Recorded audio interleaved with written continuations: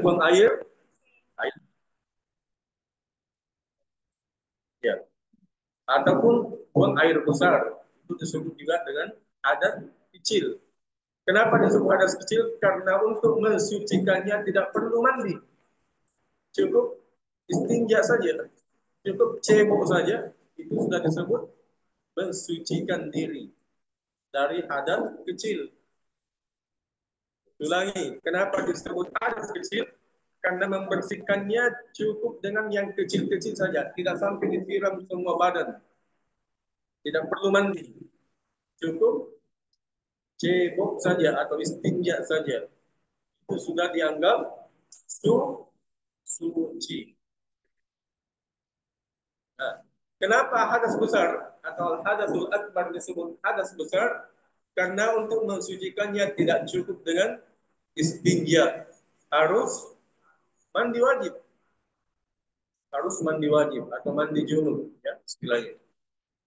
Itulah yang membedakan antara hadas suci dengan hadas besar. Nah, syarat sah sholat yang pertama adalah suci dari hadas kecil atau hadas besar atau dan ya, dan hadas besar. Makanya kalau ada orang sholat tadi dia kencing di WC, dia tidak cebok, sekalipun pakaiannya bersih, masjidnya bersih, tetap sholatnya tidak sah karena orangnya yang tidak suci, harus suci.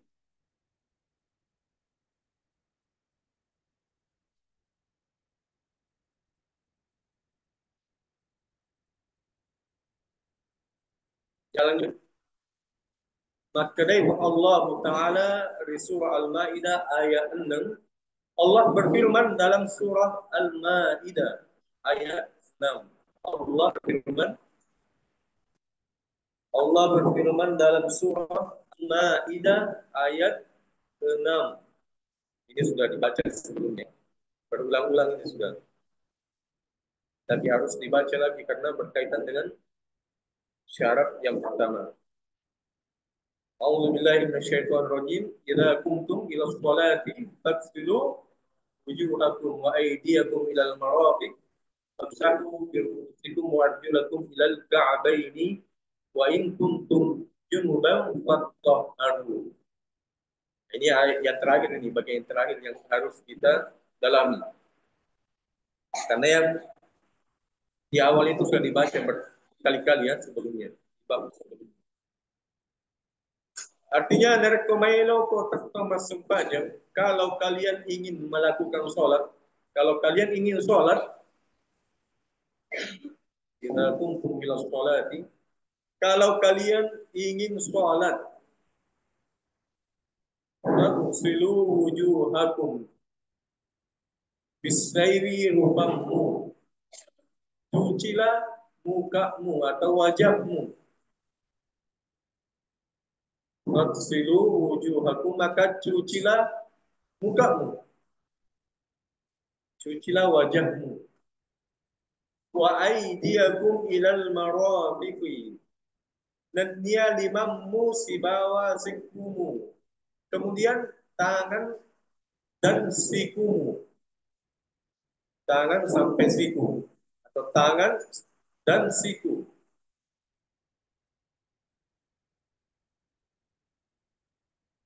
dan cucilah tangan sampai sikumu atau tangan dan sikumu. Wamsahu biru'usikum, dan dia pada sapi ujung, dan basuhlah kepalamu, basuhlah kepalamu, bukan dicuci ya, tapi dibasuh. Kalau wajah dengan tangan tadi harus dicuci, tapi kepala tidak perlu dicuci. Wamsahu, sapulah atau basuhlah. Kalau disapu itu tidak perlu menetes air, tidak perlu sampai banjir di kepala. Cukup disapu saja. Ada air yang kena kepala itu sudah besar. Wa arjulakum ilal ka'baini, dan cucilah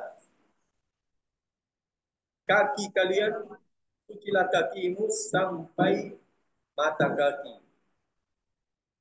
Cucilah kakimu sampai mata kaki.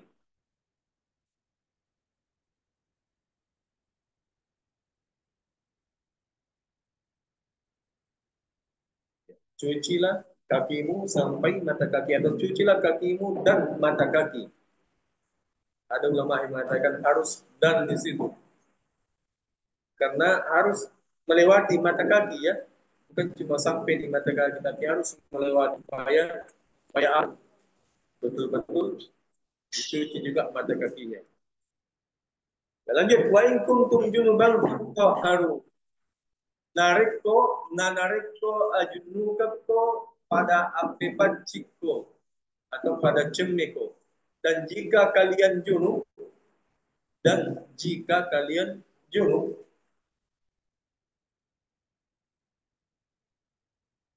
jika kalian junub pada ape paciko, maka bersucilah. Pada ape paciko, maka bersucilah, atau cemeko, maka mandilah. Mandi junub ya namanya dalam ilmu fikih. Ya, junub itu hadas besar, makanya wajib mandi, tidak bisa hanya dengan berwudu.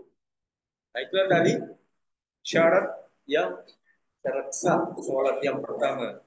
Apa syaratnya? Suci dari suci dari hadas, baik itu besar atau kecil, dua-duanya harus disucikan dulu. Bukan dibersihkan ya, tapi disucikan. Ingat, beda bersih dengan suci.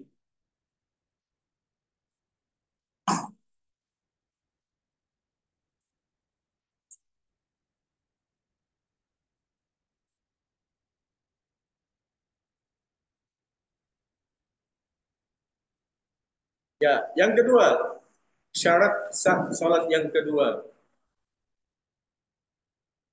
Apa cingenge poleri najisi suci dari najis. Suci dari najis. Kita lihat nanti apa bedanya hadas dengan najis ya. Apa cingenge poleri najisi syarat sah yang kedua, suci dari najis. Ritubue, ya, ritubue, suci dari najis yang ada di badan. Badan kita suci dari najis yang ada di badan. Ritubue, yang ada di tubuh atau di badan. Ya, ulangi. Syarat sah sholat yang kedua, suci dari najis di badan kita yang mau sholat. Yang pertama di badan. Ri pakaiannya, di pakaian, di pakaian kita. Dan nia ri onronge, begitupun di tempat kita. Begitupun di tempat kita. Tempat. Jadi ada tiga yang harus disucikan. Tubuh, pakaian, dan tempat. Tidak boleh ini cuma satu saja. Misalnya ada orang sholat, dia sudah mandi. Pakai sabun, pakai sampo, dia sudah cuci juga dari hadas besar. Tapi pakaian yang dia pakai ada najisnya. Pakaian yang dia pakai ada najisnya. Ada darahnya misalnya, kemudian ataukah ada kotoran hewan, ataukah ada bekas kencing di situ, dan lain-lain, maka tetap harus dibersihkan dulu. Ganti pakaiannya. Ganti yang sudah suci. Ataukah orangnya sudah bersih, sudah suci, pakaiannya sudah suci, tapi tempatnya lagi yang tidak suci. Sholat misalnya di sebuah tempat yang ada najisnya. Ada darah di situ, ada kotoran hewan, dan sebagainya. Maka itu juga belum dikatakan suci belum memenuhi syarat dikatakan sah sholatnya. Jadi harus suci badan, pakaian, dan tempat. Ada tiga. Ya, yang namanya suci saya bilang tadi bukan bersih ya. Misalnya ada orang dia membersihkan, ada lantai dia bersihkan, tapi dia memakai bahan-bahan yang dilarang dalam Islam untuk membersihkan. Itu ada pembersih itu yang terbuat dari apa istilahnya itu? Ada bagian-bagian dari babi yang dibikin pembersih. Nah, itu tidak boleh dipakai bagi kaum muslimin untuk membersihkan tempat. Karena memang bersih kelihatan, tapi tidak suci.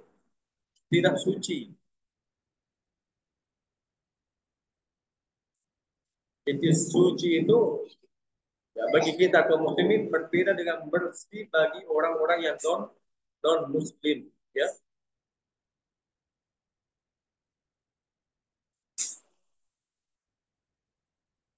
Ya, seperti tanah misalnya. Bagi di dunia kesehatan, tanah itu atau debu itu harus dibersihkan, harus disabun, dipel, dilap. Tapi dalam Islam justru yang dipakai mensucikan itu debu, tanah. Ya, kalau orang tayamum justru tanah yang dipakai. Jadi berbeda suci dengan bersih. Ulangi, bagi kesehatan orang-orang kesehatan tanah atau debu itu kotoran. Ya, kalau ada misalnya anak itu sama ibunya bajunya kena tanah itu kan dibersihkan. Tapi bagi kita kaum muslimin tanah itu suci, debu itu suci. Karena justru itu yang dipakai untuk tayamum, ya. Itu yang dipakai untuk tayamum. Tanah yang dianggap orang mungkin kotor. Jadi itu penjelasannya panjang itu ilmu fikih.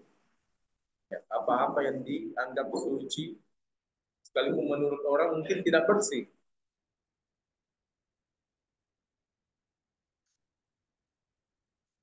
Atau misalnya sholat di atas tanah, ya. Kalau menurut kedokteran, ilmu-ilmu kedokteran ya itu tidak bersih itu ya. Misalnya sholat di situ di luar, tapi tidak ada kotoran di situ, itu sah sholatnya karena itu suci. Tapi bagi kesehatan tidak bagus karena di atas tanah sholat banyak debu di situ, banyak kuman mungkin, ya. Tapi itu suci bagi agama kita.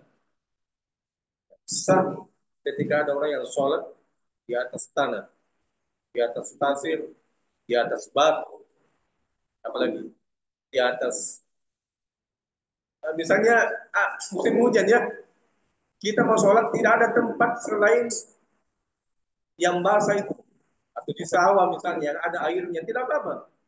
Yang penting kita lihat oh itu suci, tidak ada di kotoran hewan misalnya, tidak ada di bekas ini bekas itu, maka boleh sholat di situ.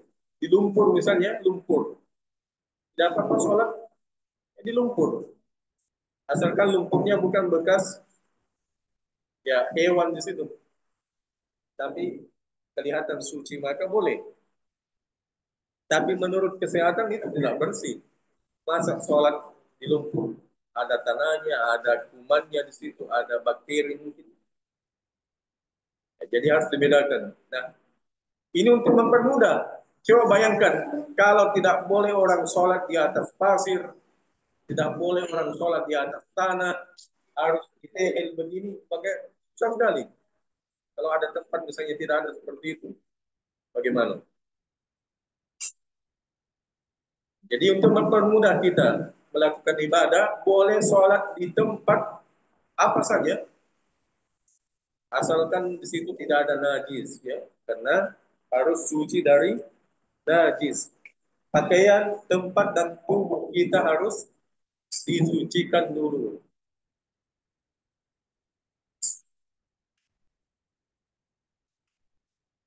Ya lanjut, Allah taala Allah berfirman di surah Al-Muddathir ayat 5 pada surah Al-Muddathir ayat 5. Apa bunyinya itu? Ya, war rujusa wahjur. Ya, war rujusa wahjur. Ya, artinya tentangi najis e. Tentangi najis e. Hilangkan yang kotor-kotor itu. Hilangkan najis yang kotor-kotor. War rujusa, rujusa itu semua yang kotor-kotor, semua yang najis-najis, semua yang menjijikkan, ya menjijikkan itu sudah najis. Wahjur, maka tinggalkanlah atau buanglah atau bersihkanlah. Selangi warujuz fahjur dan buanglah atau bersihkanlah najis-najis itu. Sucikanlah najis-najis itu. Jadi ini ayatnya. Kenapa harus suci dari najis? Ya. Jadi najis itu bahasa Arab. Apa artinya kotoran? Ya, kotoran yang menjijikkan itu najis. Seperti darah, nanah, nah itu termasuk semua yang menjijikkan dan harus disucikan ketika kita mau sholat. Betul nggak palesangi artinya sucikanlah atau bersihkanlah. Itu maksudnya itu ayat. Ini tafsirannya. Artinya palesangi. Ya, hilangkanlah, sucikanlah atau bersihkanlah. Ajak na ceripaiko. Jangan sampai kamu dikotori. Jangan sampai kamu dikotori oleh najis itu maksudnya. Jangan sampai kamu dikotori oleh najis.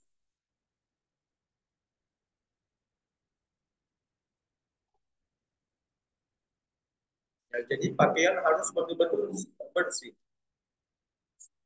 Saya biasa lihat anak-anak, biasa lihat anak-anak, khususnya laki-laki ya, laki-laki karena punya anak laki-laki di rumah.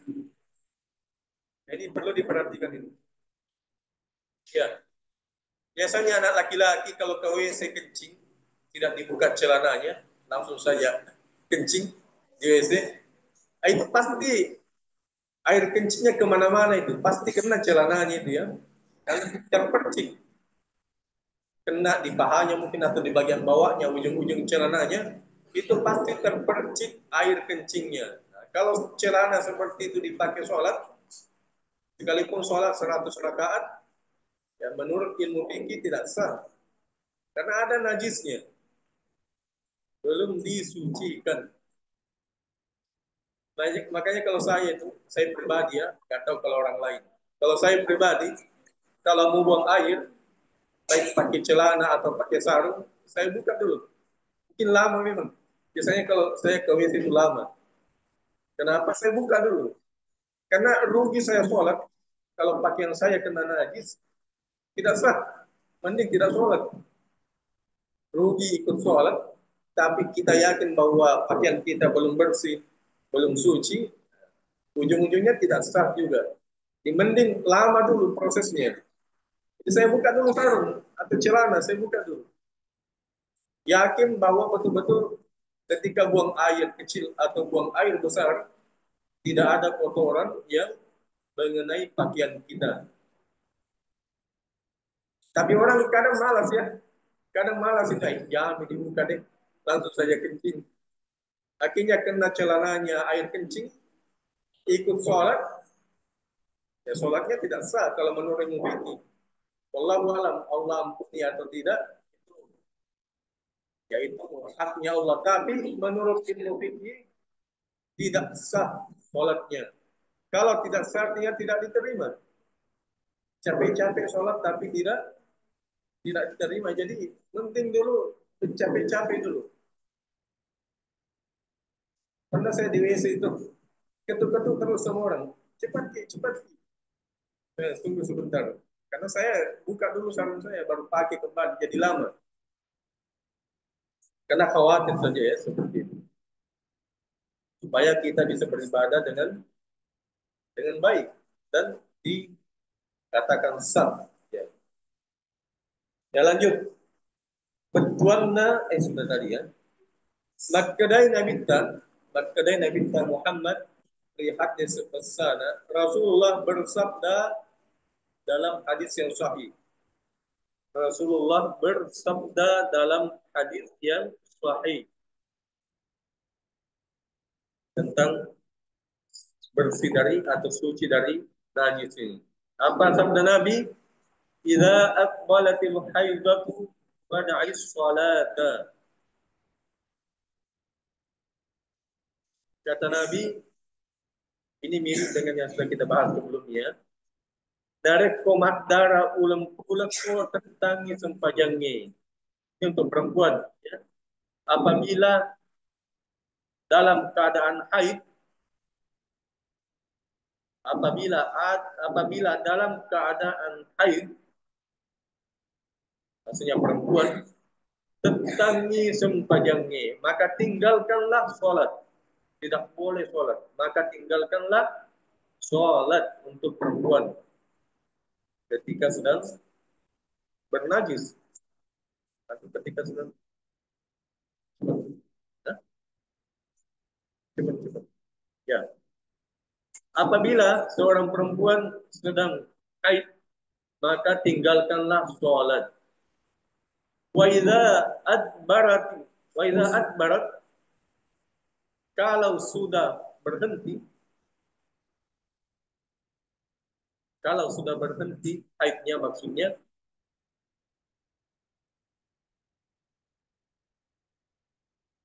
faksili an kiddam, maka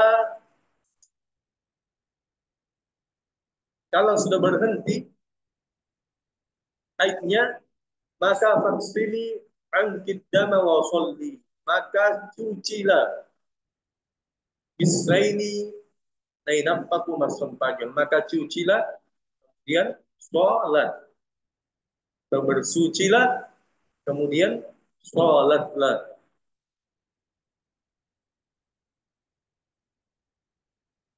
Ya, ini hadis tentang ya harusnya suci dari najis, mulai dari darah, tanah, kotoran dan sebagainya. Adapun daki, ada yang pernah bertanya, bagaimana itu Ustaz? Kalau ada orang berdaki sekali di bajunya, 3 hari dipakai, udah hitam di lehernya di sini. Bagaimana kalau dipakai sholat? Kalau daki itu bukan najis, itu cuma ya bukan najis itu. Jadi itu tidak mungkin kotor ya, bagi kita kotor, banyak midakinya baginya, tapi itu masih suci. Selama yang menempel di situ bukan najis, selama yang menempel di situ bukan najis, maka itu tetap suci. Boleh dipakai sholat. Apalagi kalau kurang bajunya. Misalnya lagi musim hujan, dijemur pakaiannya, tiba-tiba kena air hujan semua bajunya. Tinggal satu yang tidak kena air hujan. Tinggal yang banyak dakinya itu. Kemudian dipakai sholat, tidak apa-apa. Selama daki itu bukan berasal dari najis yang dilarang.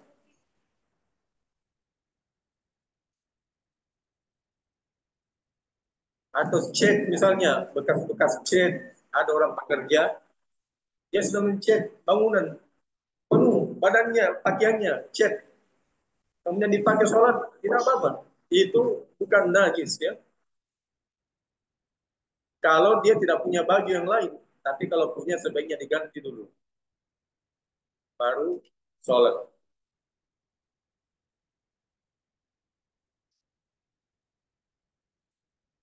Ya lanjut, nah iya tuh si apa cina pakaiannya, adapun kesucian pakaian, adapun kesucian pakaian, makadai pun Allah Ta'ala, adapun kesucian pakaian, Allah berfirman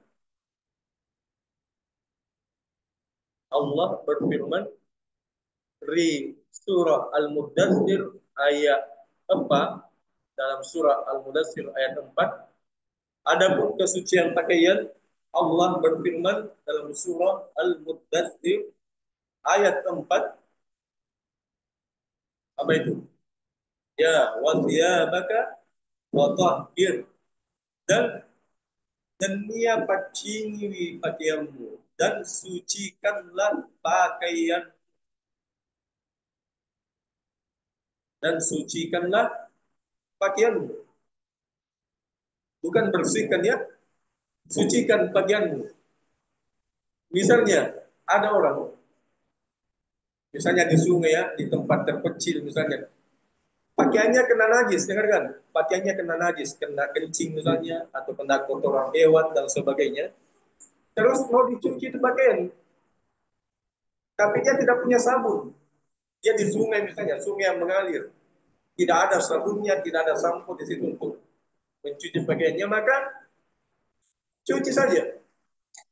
Sekalipun belum bersih kelihatan, ya, beda bersih dengan suci.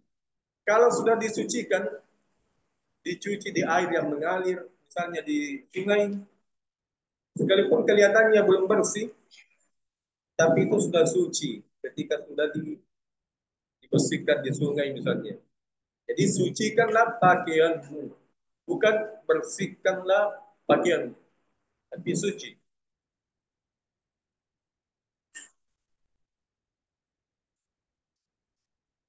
Apalagi kalau misalnya sarungnya pernah dijilat-jilat sama anjing. Ya, misalnya, itu bukan dibersihkan, tapi disucikan. Ya, disucikan. Harus pakai tanah 7 kali, dicuci 7 kali. Salah satunya dengan bercampur tanah, lumpur atau pasir. Ya, menurut kita, masa pakaian ditambah tanah lagi, tambah kotor. Ya, kelihatannya kotor, tapi itu untuk mensucikan. Mau tidak mau harus pakai tanah, debu, atau pasir, atau lumpur. Nah, itu dinamakan watahhir. Sucikanlah pakaianmu, bukan bersihkan. Kalau bersih itu cukup pakai sabun, pakai rinso, pakai daya misalnya. Itu bersih. Tapi kalau tidak dicampur tanah, kalau kilatan anjing ya, air liur anjing, maka belum dianggap suci, tapi sudah bersih. Jadi kata Allah, wasiyabaka fatahhir, sucikanlah pakaianmu untuk sholat. Ya, dan nia, lanjut, dan nia ripatian na kenai darah ulang-ulang. Adapun pakaian, adapun pakaian perempuan, ini perempuan lagi yang dibahas. Adapun pakaian perempuan yang kena darah haid, adapun pakaian perempuan yang kena darah haid, ya. Na buadannya nabinta pangulukta Aisyah. Rasulullah pernah berkata, Rasulullah pernah berkata kepada Aisyah, Sayyidah Aisyah. Rasulullah pernah berkata kepada Sayyidah Aisyah. Apa kata Nabi? Summak silihi bil ma'i. Summak silihi bil ma'i artinya nainapa bisai pakaianmu uai. Kemudian cucilah pakaianmu dengan air. Kemudian cucilah pakaianmu dengan air. Kemudian cucilah pakaianmu dengan air. Jadi mau tidak mau air itu kebutuhan yang luar biasa harus dipenuhi untuk bersuci. Karena hadis apa? Karena najis ya itu harus disucikan dengan air.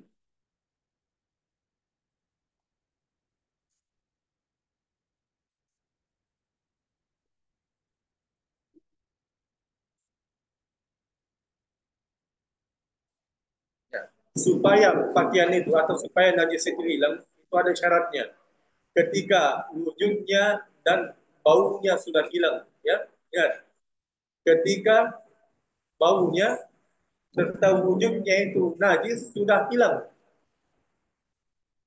Kalau bisa hilang tanpa sabun misalnya, itu sudah dianggap suci. Asalkan baunya tidak berbau lagi dan tidak ada wujud najisnya di situ. Sudah hilang warnanya misalnya, maka itu sudah dianggap suci. Ya sedikit lagi.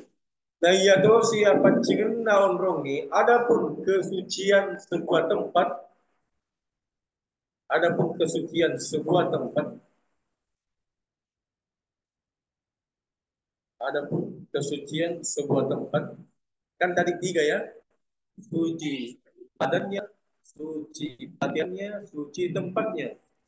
Sekarang yang ketiga, iya dosi apa cingen naon rongi, adapun kesucian sebuah tempat yang bisa dipakai sholat maksudnya. Adapun kesucian tempat, maka Nabi tak risiti arah bakul. Rasulullah berkata, Rasulullah pernah berkata, Rasulullah pernah berkata, risiti arah bakul pada seorang Arab Badui, kepada seorang Arab Badui, Arab yang tinggal di gunung. Rasulullah bersabda kepada seorang Arab Badui, Arab yang tinggal di dalam ya, tinggal jauh dari keramaian Arab Badui. Ini orang Arab Badui tinggal dia kecil lagi. Nah, dengarkan nanti ceritanya seperti apa. Jadi Arab Badui tahu tidak tahu ini orang ini datang ke Madinah itu sholat. Tapi dia tidak tahu orang Badui itu artinya sampai sekarang masih ada orang Arab Badui. Dia tinggal di gunung ya, di Mekah dia tinggal di kota yang kecil, yang tidak kenal teknologi, tidak tinggal di gunung, tidak belajar, tidak bisa membaca, tidak pernah sholat, itu dianggap Arab Badui. Nah, ketika datang ke Nabawi kecil dalam masjid, tapi pinggir-pinggir masjid, tapi kalau orang yang nah itu dulu masjidnya Nabi, tidak mungkin ada tehel ya, tidak mungkin. Ini tehel ratusan tahun lalu baru ada yang temukan, ada dibilang tehel. Dulu orang rumahnya terbuat dari lantainya itu tanah saja, tanah atau pasir. Nah, Masjid Nabawi ketika itu cuma tanah lantainya, tanah kemudian orang Badui ini kencing di situ. Kemudian Nabi bilang kepada yang apa? Ketika orang Badui ini kencing, apa kata Nabi? Subbu alaihi zanuban minal ma'i. Apa kata Nabi? Boloi sisero uai. Kata Nabi, siramlah air kencingnya itu air, dengan satu timba air. Laluban itu satu timba. Siramlah air satu timba, ya itu tempat yang dikencingi oleh orang Arab Badui tadi. Siramlah satu timba air. Coba seandainya misalnya berlebihan, itu harus dibongkar itu tanahnya itu yang sudah dikencingi, baru dibuang itu tanah. Tapi tidak, Nabi cuma bilang siram saja, tidak perlu dibuang itu tanah yang sudah dikencingi. Siram dengan air, maka sendirinya itu air yang mensucikan itu tempat yang sudah dikencingi oleh orang Arab Badui tadi.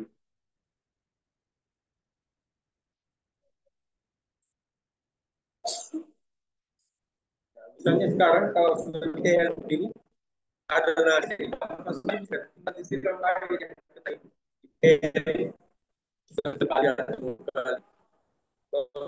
dianggap itu kencing misalnya sudah hilang, bekas-bekasnya di pel, itu dianggap suci.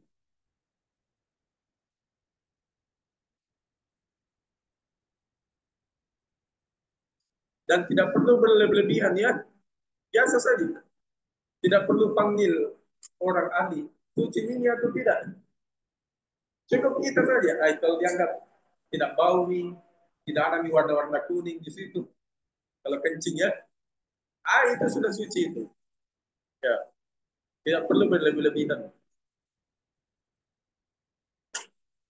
Apalagi kalau sedikit air, ada kampung di situ tidak banyak air, susah sekali cari air. Kalau seperti itu, hemat saja. Satu timba misalnya disiramkan, setengah timba dulu disiram, baru dibuang. Baru disiram lagi setengah timba, itu sudah dianggap suci dari najis.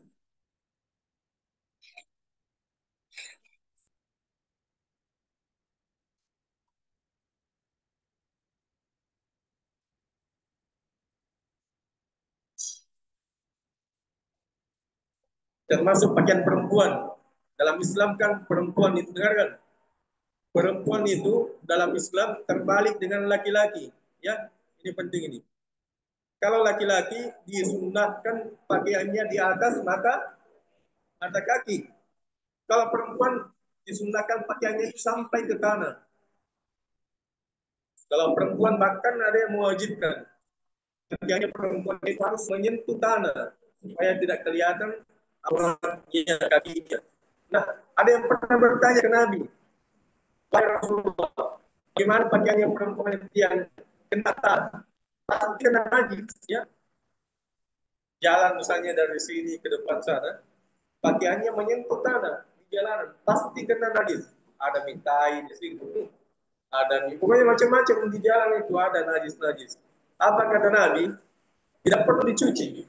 Itu pakaiannya perempuan yang menyentuh tanah, yang menyapu jalanan, ujung pakaiannya itu suci sendiri dengan tanah. Kalau kena najis, kena lagi tanah, suci lagi. Kena najis, kena lagi tanah, suci lagi. Jadi itu untuk mempermudah kaum muslimin. Masa misalnya mau sholat harus ganti baju lagi, padahal dari pasar tadi. Jadi, perempuan itu di Arab, apalagi di Arab ya, tidak ada pakai mukena. Cuma nanti yang pergi umrah atau haji, tidak ada dijual ya. Tidak ada itu dijual di Arab mukena. Karena wanita Arab kalau mau sholat tidak perlu pakai mukena. Karena bajunya yang dipakai ke pasar itu juga sudah sah dipakai sholat. Karena memang baju kurung ya, baju abaya atau baju panjang. Beda kita di Indonesia, kalau mau sholat cari dulu mukena. Kenapa? Karena bajunya yang dipakai kedua memang tidak pantas dipakai sholat. Ketat, pendek, ada yang cuma sampai di lutut, ada yang cuma sampai di sini. Otomatis tidak bisa sholat. Pakai baju sehari-harinya. Harus jangan mukena dulu. Dengarkan. Tapi banyak orang Indonesia salah paham. Kalau melihat orang Arab sholat tidak pakai mukena, jadi lebih masuk begitu. Sholat tidak pakai mukena. Karena kebiasaan kita di Indonesia harus pakai talakpo ya, mukena atau tudung khusus untuk sholat. Nah, seperti itu. Kalau pakaiannya memang sudah pantas menutup aurat, tidak perlu lagi pakai mukena. Karena sudah tertutup auratnya. Beda kalau perempuan yang memang tidak memakai pakaian yang syar'i, mau tidak mau harus bawa mukena.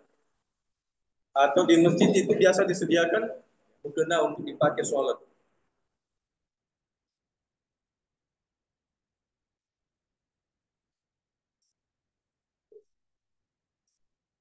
Jadi wasiyabaka fatahhir, sucikanlah pakaian, bukan bersihkanlah. Nanti dilanjut lagi pada syarat yang ketiga. Ini baru dua ya. Suci dari hadas besar atau hadas kecil, suci dari na najis. Ya.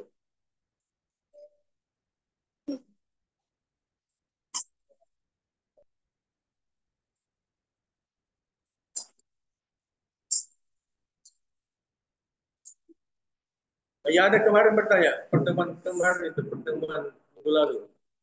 Ada yang sempat nanya bisik-bisik ke saya sebelum pulang. Ustaz, katanya apa tadi yang dibahas tentang mimpi? Mimpi apa maksudnya? Ini barusan dibahas kalau terpisah ya, laki-laki dan perempuan terpisah. Jangan dibahas ketika terkumpul laki-laki dengan yang perempuan. Atau nanti gurunya di kelas, coba tanya siapa guru fikihnya. Tanya guru fikihnya di kelas masing-masing.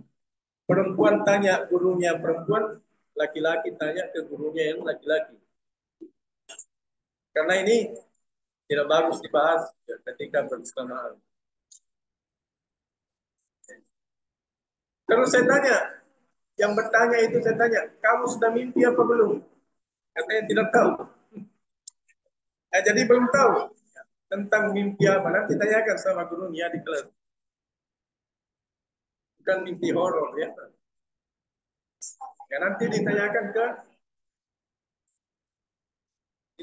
ke gurunya masing-masing di kelas masing-masing. Jangan di tempat yang umum. Ada pertanyaan sebelum itu. Ya, apa itu? Darah. Ya, darah pada luka. Kalau darah yang menetes terus, nah itu harus dibersihkan. Tapi darah yang menempel di luka itu yang sulit untuk bersihkan. Kasih tempat aja. Kalau kena baju, terpisah dari lukanya. Ya kalau kena baju, cuci saja. Sedikit yang kena saja, jangan dicuci semua bajunya. Yang ambil kerang atau di situ tempat wudhu, cuci sedikit atau sarungnya misalnya yang kena. Tidak perlu dicuci semua, yang kena saja sedikit. Kalau sudah hilang warna merahnya, sudah hilang bau darahnya, sudah bisa dipakai sholat. Jadi jangan dipersulit ya. Misalnya kena sarungnya sedikit, harus dicuci semua, tidak. Yang kotor saja, yang kena saja baru baru baru sholat. Atau misalnya dengarkan, ada juga persoalan di fikih. Itu ada penyakit, dengarkan. Sempat ada orang tuanya nanti yang kena penyakit. Biasanya orang tua yang kena, tidak ada anak-anak. Ada orang itu terkencing-kencing. 5 menit keluar lagi terkencing sedikit. Jadi otomatis dia sholat itu susah. Apa solusinya? Itu ada di kitab fikih dibahas. Itu katanya tidak perlu tiap 5 menit ke WC. Cukup dikasih kain di celana dalamnya, dikasih kain karena itu penyakit. Tidak bisa menyusahkan kalau harus setiap 1 menit ke WC lagi. Jadi kalau mau sholat, cukup dikasih kain atau perban itu di celananya, supaya di situ terkumpul itu air kecil dan dibolehkan sholat dengan seperti ini. Banyak penyakit salisin itu ada dalam fikih bahas penyakit salisin namanya. Orang yang tiap saat menetes air kencingnya, baru 1 menit sudah berwudu, ada lagi keluar. Nah itu penyakit, tidak bisa ditahan. Nah, kalau orang tua sudah seperti itu, biasanya orang-orang tua yang kena seperti itu, pakai popok saja. Ada sekarang popok orang tua ya, pernah lihat? Ya, banyak dijual di Alfamart. Popok untuk orang dewasa. Jadi popok saja pakai ke masjid. Saya ingat kakek almarhum waktu pergi umrah sama saya, dia seperti itu. Tiap saat ke WC lagi kencing. Penyakit memang. Nah, saya pakaikan popok saja baru ke Masjidil Haram sholat sampai umrah. Karena tidak bisa ditahan, pasti keluar menetes sedikit. 3 menit menetes lagi, itu penyakit dari perut. Kalau sudah seperti itu dimaafkan ya, dimaafkan sholat dalam keadaan tidak tidak bersuci dari hadas kecil karena itu penyakit. Kalau bukan penyakit ya harus dibersihkan dulu. Ya, Dari Apa itu? Upristas tabe. Tabe Ustaz, bisa kita ulang yang anunya. Dalil yang Pertama, kalau kesucian sebuah di tempat ibadah. Hadisnya tadi Ustaz yang kesucian kenapa sebuah tempat dikatakan ibadah. ya hadas? Ya memang Ketinggalan. hadas itu, ya itu tadi hadas itu karena melakukan sesuatu yang ini dalam istilah fikih saja ya. Hadas itu melakukan sesuatu yang mengharuskan orang harus disucikan. Dikatakan ibadah itu bukan dalam bentuk fisiknya, tapi dalam bentuk maknawi. Ada Nabi kan pernah bersabda dulu, katanya orang yang sudah menikah itu setiap dengan orang yang sudah menikah setiap melakukan hubungan dengan pasangan yang sah, maka itu beribadah atau berpahala. Kemudian ada sahabat yang bertanya, dengarkan, ada sahabat yang bertanya, ada sahabat yang heran, tidak masuk di akalnya. Masa katanya berbuat begitu dianggap beribadah? Dia tanya ke Nabi, masa orang begitu tapi beribadah? Maka jawabnya Nabi, coba kamu pikir, kalau dia berbuat dengan wanita lain yang bukan istrinya itu kan dosa. Kebalikannya dosa itu adalah ibadah atau pahala. Misalnya saya menikah, terus saya melakukan dengan wanita lain. Itu kan berdosa. Berarti kalau saya dengan pasangan yang sah, maka itu berpahala. Tapi dalam segi maknawi ya, dia dari segi maknawi, bukan bukan sebagai zahirnya. Kalau zahirnya harus disucikan, harus mandi dulu, harus sholat. Karena sedang berhadas. Tabe Ustaz, Upri. Hadas itu artinya apa? Artinya hadas. Menurut orang Arab, hadas itu artinya pernah melakukan sesuatu. Ada sesuatu yang pernah terjadi. Misalnya kencing. Apa yang terjadi ketika kencing? Ada air yang keluar di lubang pembuangan. Namanya ada. Atau buang angin, kentut. Itu ada sesuatu yang terjadi. Ada itu artinya ada kejadian yang pernah terjadi dan menyebabkan orang harus bersuci. Ya, satu lagi. Assalamualaikum Ustaz. Tabe dari Upri Ustaz. Ya, Ustaz. Anu Ustaz. Anu mau ditanyakan tentang dalil anu Ustaz ada ya. yang mengatakan itu harus dibersihkan. Ya, ada yang mengatakan ya, tidak mesti. Tapi itu panjang pembahasannya, saya bahas ya pertemuan berikutnya. Khusus tentang air liur kucing, air liur anjing, air liur manusia, air liur hewan yang bisa dimakan, air liur hewan yang tidak bisa dimakan, itu beda-beda semua. Ya, beda hukumnya. Hewan yang tidak bisa dimakan dengan hewan yang bisa dimakan itu kotorannya beda-beda hukumnya. Ini dibahas pada berikut. Kalau air liur itu najis, misalnya bagaimana kalau orang kocik-kocik mulutnya baru sholat? Seandainya najis ya, ya, seandainya najis. Sama-sama, seandainya air sperma itu, air manis, seandainya sperma atau air mani itu najis, maka kita ini terbuat dari bahan yang najis. Kalau najis, tapi bukan najis. Ya, nanti dibahas.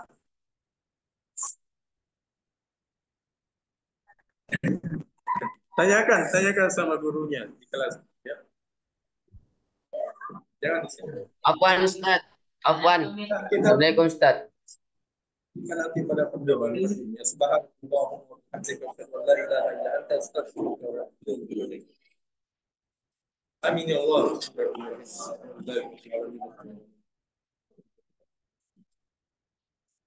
اللهم تقبل منا انك انت السميع العليم وتب علينا. اللهم فقهنا في الدين، اللهم فقهنا في الدين، اللهم فقهنا في الدين، اللهم اجعل القرآن حجة لنا لا حجة علينا. اللهم إنا نسألك علما نافعا ورزقا طيبا وعملا متقبلا.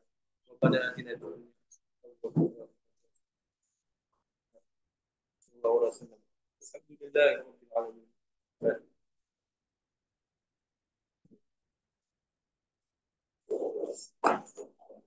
السلام عليكم ورحمة الله وبركاته.